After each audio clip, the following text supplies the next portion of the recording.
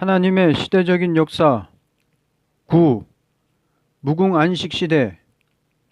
이 시대는 완전한 천국을 이루는 시대이니 다함이 없는 영원한 천국입니다.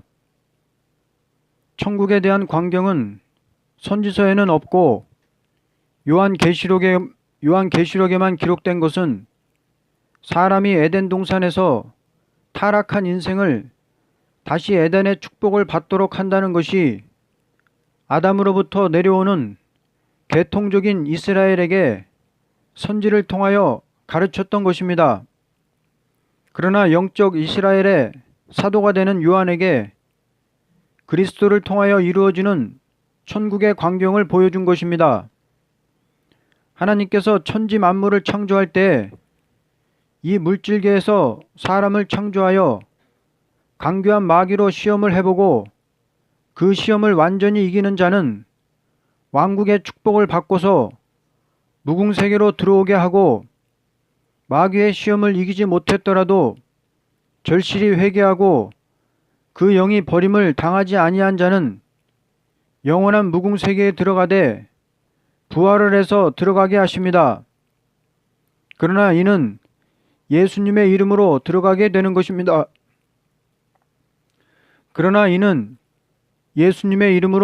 되는 것입니다. 죽은 자 중에서도 진리를 위하여 죽은 자는 천년 왕국의 왕권의 영광을 가지고 무궁세계로 들어갑니다. 그 밖에 죽은 자들은 천년 왕국의 영광을 보지 못하고 마지막 행위 심판 때 부활을 받는데, 이때에는 지옥에 갈 자도 부활을 받되 심판의 부활을 받고 생명책에 기록된 자는 생명의 부활을 받게 되어 영원한 무궁세계로 들어가게 됩니다. 이때는 행함 따라 보응을 받게 되는데, 생명책에 기록된 자는 그 책에 기록된 대로, 심판책에 기록된 자는 그 책에 기록된 대로 심판을 받게 됩니다. 무궁세계는 다음과 같습니다. 첫째, 이미 천년시대의 왕권을 받았던 자는 그대로 무궁세계로 들어갑니다. 계시록 21장 24절, 만국이 그 빛 가운데로 다니고 땅의 왕들이 자기 영광을 가지고 그리로 들어오리라. 이 도성은 일한 데 따라서 영원한 기업을 받는 도성이니 왕권을 가지고 영광을 누리기 위하여 들어가는 자도 있습니다. 또는 한 백성으로서 영광과 존귀를 가지고 들어갈 자도 있습니다. 이와 같이 되는 것은 한 도성에 왕권을 가지고 영광을 누리는 자가 있는 동시에 백성으로서 그 영광을 같이 누리는 자도 있게 될 것이니 이것을 영원한 왕국이라 하는 것입니다. 이 도성은 행함 따라 보응을 받음으로 이루어지는 도성이니 세상에서 행한 대로 영광을 누리는 것은 사실일 것입니다. 따라서 백성된 자는 백성된 자의 존귀와 영광을 받게 됩니다. 죽은 자 가운데도 왕권과 시민권이 있고, 살아서 새 시대에 들어가는 자도 왕권과 시민권이 있는 것이니 그 영광을 누리되 왕권의 영광도 영원히 누리는 것이요 시민권의 영광도 영원히 누리는 것입니다.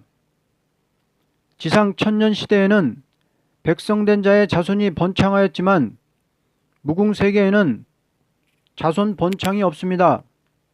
왜냐하면 시민권을 받은 자도 왕권을 받은 자도 영체가 되기 때문입니다.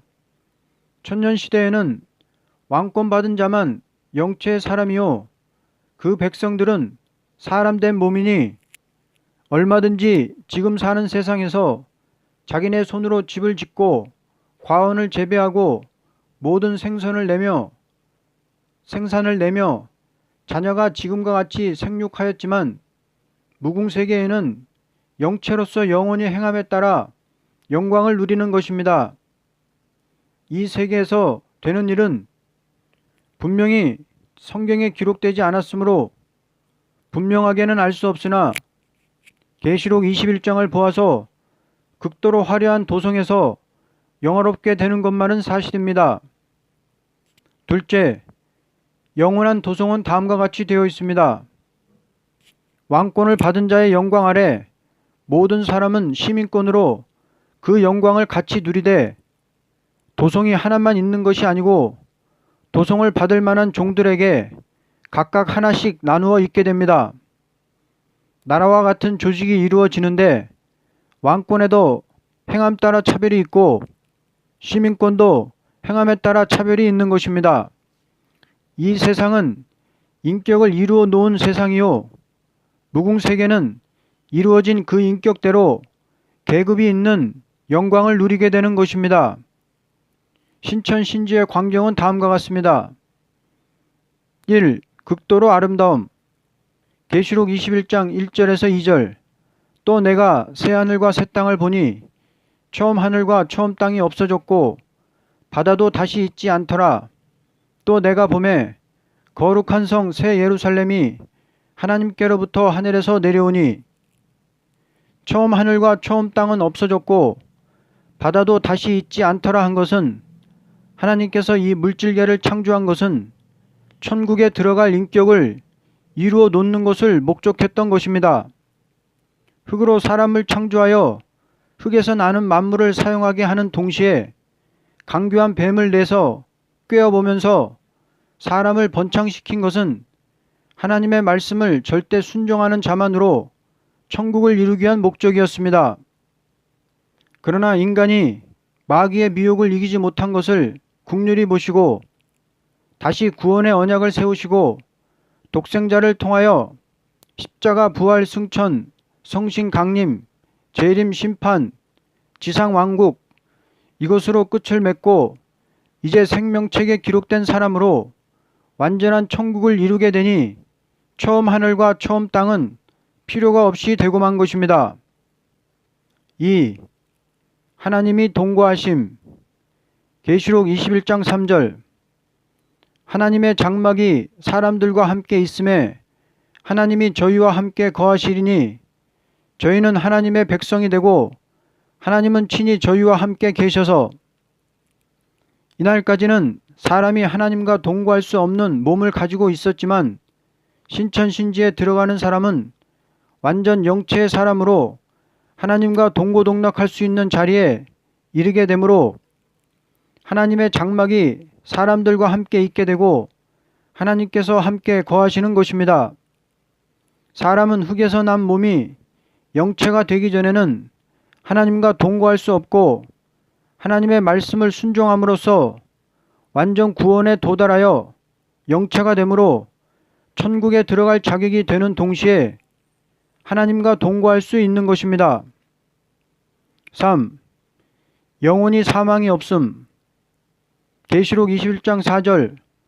모든 눈물을 그 눈에서 씻기심에 다시 사망이 없고 애통하는 것이나 곡하는 것이나 아픈 것이 다시 있지 아니하리니 처음 것들이 다 지나갔음이로라. 이때부터 눈물, 사망, 애통이나 아픈 것이 다시는 있지 아니하는 때입니다. 영체의 사람은 영생체가 된 것이니 사망이 없는 천국을 기업으로 받는 동시에 그 몸이 영생하는 것입니다. 4. 만물을 새롭게 하심. 계시록 21장 5절. 이날까지는 육체의 사람으로 흙에서 난 만물을 사용했으나 하늘에 속한 형체가 이루어진 자는 그 몸에 적합한 만물이 새로이 있다는 것입니다. 이 땅 위의 만물은 물체에 속한 몸이 먹고 사는 데 필요했지만 이때 만물을 새롭게 하는 것은 영생할 영체로 사용하는 만물입니다. 이렇게 되는 것은 언약하신 말씀대로 이루어집니다. 5. 생명수 샘을 마시게 됨. 계시록 21장 6절. 내가 생명수 샘물로 목마른 자에게 값없이 주리니. 하나님은 알파와 오메가이시니 처음 사람 아담에게 주고자 하던 유업을 말세에 나타난 예수님을 믿는 자에게 생명수를 값없이 주시되 이기는 자가 받습니다. 물은 몸에 생명을 주는 것입니다. 그러므로 땅에 사는 사람으로서 흙에서 나는 물을 먹었으나 하늘에 속한 사람은 그 나라에 있는 생명수를 먹게 될 것입니다. 이것은 마귀의 미혹을 이기고 나간 자가 받는 것입니다. 6. 어린 양의 아내가 받을 거룩한 성. 이 도성은 천국의 전체를 가르친 것이 아니고 그리스도와 같이 왕권을 가지는 신부의 자격을 가진 자가 차지할 하나의 도성을 보여준 것입니다. 인간 죄의 정치를 하는 왕도 화려하거든 셋의 왕권을 받을 자의 도성이 인간의 무엇으로 비교할 수 없는 아름다운 도성인 것은 사실입니다. 주님은 자기를 위하여 죽기까지 충성을 다한 자에게 있을 곳을 예비한다고 말씀하셨는데 각자의 행함 따라 이 도성을 이룬 것입니다. 7. 다시는 저주가 없는 왕권을 누림. 계시록 22장 1절에서 5절. 다시 밤이 없겠고 등불과 햇빛이 쓸데없으니 이는 주 하나님이 저희에게 비추심이라. 저희가 세세토록 왕노릇하리로다.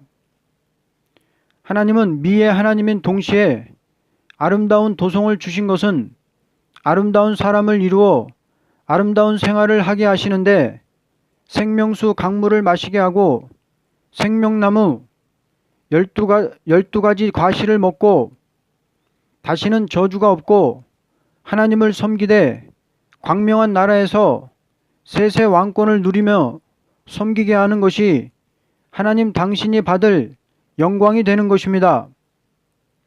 성도가 도성에서 영원히 영생할 식료가 있으니 12가지 생명가와 생명 강물입니다. 이것은 영원히 영생할 사람들이 사용할 식료가 될 것입니다. 다시는 저주가 없고 수고하는 종들이 셋의 왕권을 누리는 무공세계입니다. 그리스도의 왕국은 지상에서 부득불 왕노릇했고 이곳에서는 세세 무궁토록 누리는 왕권의 영광입니다. 아멘.